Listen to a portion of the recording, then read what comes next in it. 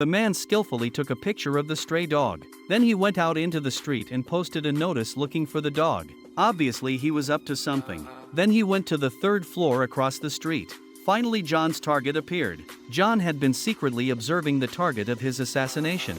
He realized that he drove the same car every day. He drove the same car every day and passed by this street at 100 kilometers per hour. John immediately had his own plan. If he can hit the left front tire at 50 meters, he'd get overly nervous and swerve, and hit the opposite RV. After confirming his plan, the next day John stood at the window with his sniper rifle. It didn't take long. The target showed up as expected, but at that moment, he suddenly swept his eyes. He noticed a mother and son coming out of the building. After a moment's hesitation, he took aim at the target again. When the other party drove to the designated position, he didn't hesitate to pull the trigger. The explosion created a huge flame at the same time, also engulfed the mother. She was leaning against the wall, a flash of panic in her eyes. After returning home, he couldn't stop crying. This was his first mistake, the first time he made a mistake. When he found out about it, his boss came to him, but he didn't come to comfort him. He warned him and asked him to assassinate someone here,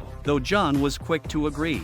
He issued him a mission the next day, but this time there was no photo or information on the target. It only stated that the target would show up at 5 p.m. and the cafe. Then he threw the note into the fireplace. He left a bag of dog food for the stray dog and left. He soon arrived at the cafe.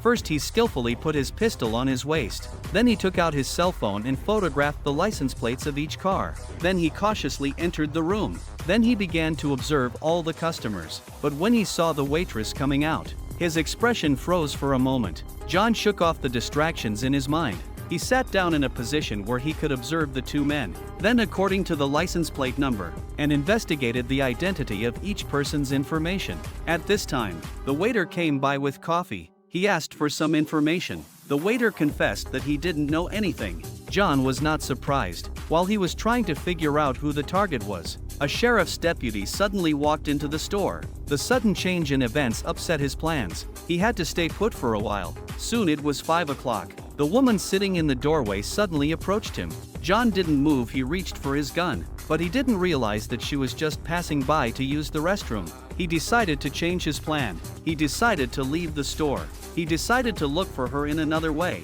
Then he went back to his car and waited.